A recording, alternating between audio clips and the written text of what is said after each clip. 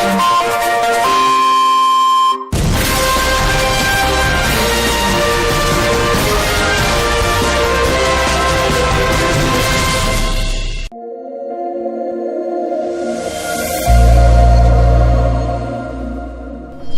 باللہ من الشیطان الرجیم بسم اللہ الرحمن الرحیم۔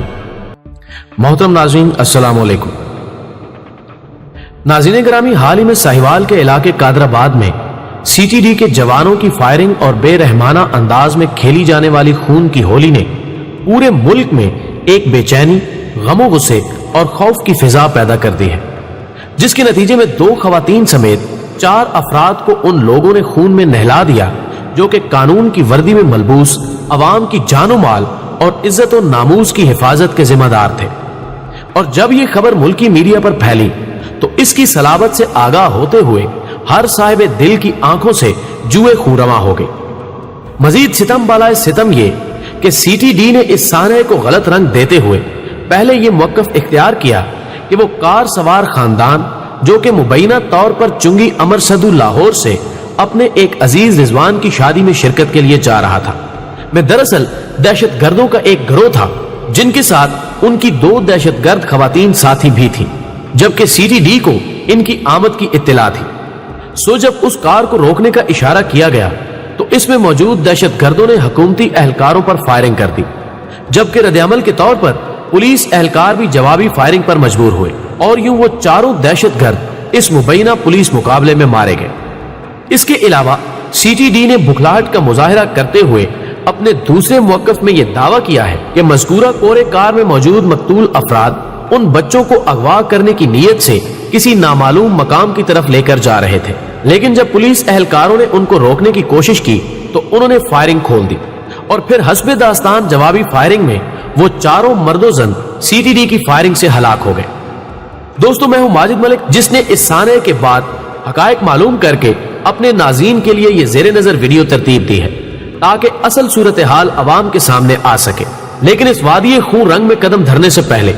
ہم انتہائی ادب سے اپنے دوستوں سے درخواست کریں گے کہ وہ پہلے چینل کو سبسکرائب کرتے ہوئے ساتھ موجود گھنٹی کے بٹن کو بھی دبا دیں۔ معزز خواتین و حضرات، یہ خونی واقعہ جو کہ دراصل اب ظلم عظیم کی ایک داستان کی صورت اختیار کر چکا ہے کا آغاز کچھ یوں ہوتا ہے کہ امر صدو لاہور کی اس فیملی کے سربراہ خلیل مرحوم کے ایک قریبی عزیز رضوان جو کہ بوئے والا میں رہائش پذیر تھا کی شادی میں شمولیت کی غرض سے اپنے خاندان، جس میں اس کی بیوی، 3 بچے اور اس کا ایک قریبی دوست المعروف مولوی شامل تھا، ایک کورے کار میں سوار ہو کر جا رہے تھے جس کو مولوی صاحب ڈرائیو کر رہے تھے۔ اور جب یہ بدقسمت خاندان قادر آباد ٹول پلازے کے قریب پہنچا تو سی ٹی ڈی پنجاب کی ایک گاڑی میں موجود اہلکاروں کی گولیوں کا نشانہ بن گیا، جس کے نتیجے میں نہ صرف خلیل بلکہ اس کی زوجہ نبیلہ، بیٹی ابیلہ، جس کی ٹانگوں پر قانون کے غیر ذمہ دار بھیڑیوں نے گولی ماری تھی، شدید زخمی ہو گیا۔ واقعے کے فوراً بعد پولیس اہلکاروں نے نہ صرف کار میں موجود سامان جس میں کپڑے اور دیگر گھریلو سامان موجود تھا اپنے ساتھ لے گئے۔ ناظرین، سی ٹی ڈی کے اہلکاروں نے اس منظر نامے میں مزید رنگ بھرتے ہوئے زندہ بچ جانے والے بچوں، جن میں زخمی عمیر بھی شامل تھا، کو اپنی سرکاری گاڑی میں بٹھا لیا اور ان کو جائے وقوع سے 4 کلومیٹر دور واقع ایک پیٹرول پمپ پر چھوڑ گئے،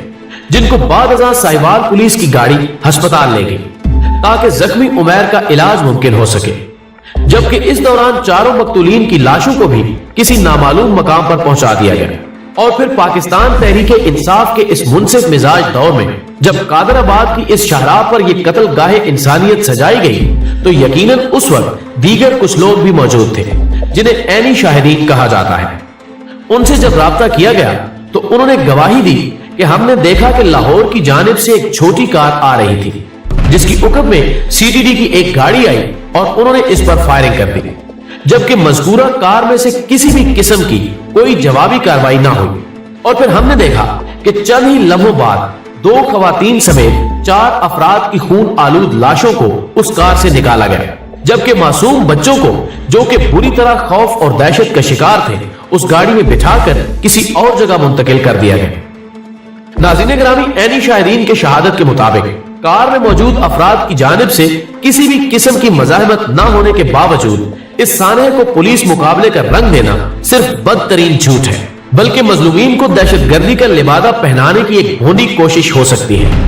और अब जरा इन बच्चों की खबर भी लेते चले जिनको कानून के रखवालों के सफाक हाथ अपने साथ ले गए थे, और जब उन्हें अस्पताल पहुंचाया गया तो वहां पर मौजूद उससे किसी शख्स के सवाल जवाब पर मबनी मकतूल खलील के बेटे उमैर खलील का ये दर्द अंगेज बयान भी सामने आ चुका है, जिसमें उसने बताया कि किस तरह पुलिस एहलकारों ने उसके बाप, मां, बहन और ड्राइवर को गोलियों का निशाना बनाया, और किस तरह उनके बाप ने उन चंगेज सिर्फ एहलकारों से अपनी जान बख्शी के लिए मिन्नतें की। लेकिन अगर मजलूम की रहम की अपीलें कभी दस्ते सितमगर को रोक सकती तो आज की तारीख के कितने ही काले बाब हजरत इंसान की जुल्म की दास्तानों से खाली होते। सो हुकूमत पाकिस्तान की मिल्कियत उन घरों से उगलने वाले शोले पल भर में 4 जिंदा इंसानों को निगल गए। लेकिन कयामत यह है कि ये करबो बला बर्पा होने के बावजूद न जमीन फटी और ना ही कहीं से आसमान टूटा, और मजलूम की सिस्कियां किसी भी ऐवान इक्तदार का दर्द चाक करने में कामयाब न हो सकी। अलबत्ता मासूम मजलूम उमैर खलील के इस बयान ने सीटीडी के इस मुज़क्का खेल मुवक्कफ का दामन जरूर तार तार कर दिया, जिसमें कहा गया था कि 4 अगवा कुनिंदगान बच्चों को अगवा करके ले जा रहे थे कि पुलिस मुकाबले में गोलियों का निशाना बन गए। नाज़रीन गिरामी, इत्तलात के मुताबिक इस मशक़े सितम की जिम्मेदार सीटीडी लाहौर थी, जिसको बाद अज़ां सीटीडी पंजाब से मौसूल कर दिया गया, जिसके पहले मौक़िफ़ में यह कहा गया कि उन्हें इतला मिली थी कि 2 दहशतगर्द सीटीडी के ठिकानों पर हमला आवर होने वाले हैं, जिन्होंने औरतों और बच्चों को अपनी ढाल बना रखा है। सो पुलिस के मुस्तैद एहलकारों ने जब उनको रोका तो ये सूरत हाल वजूद में आई, जिसके बाद उनकी गाड़ी से वो असलहा भी बरामद हुआ जो कि वो अपनी वारदात में इस्तेमाल करने का इरादा रखते थे। सीटीडी तर्जुमान ने यह भी कहा कि इन दहशतगर्दों के बाकी साथियों को गिरफ्तार करने के लिए मुख्तलिफ मुकामात पर छापे भी मारे जा रहे हैं। लेकिन दूसरी तरफ अगर मौके के गवाहों से पूछा जाए तो वाकई की सिमत कतई तौर पर बदल जाती है, जिनके मुताबिक ना तो मज़कूरा कार में से कोई जवाबी कार्रवाई की गई और ना ही इसमें से कोई असलहा बरामद हुआ। गोया कि ये बदतरीन दहशतगर्दी उन सितम पेशा अफराद से मंसूब होती है जिन्होंने अपने तने बेरू पर एक मुअज़्ज़िज़ कानूनी इदारे का लिबादा ओढ़ रखा था, जिसका मनसब ही दरअसल उन मकतूलों के खूने नाहक का तहफ़्फ़ुज़ था जो साहिवाल की बेरहम सड़कों का रिस्क बन गया। नाज़रीन गिरामी,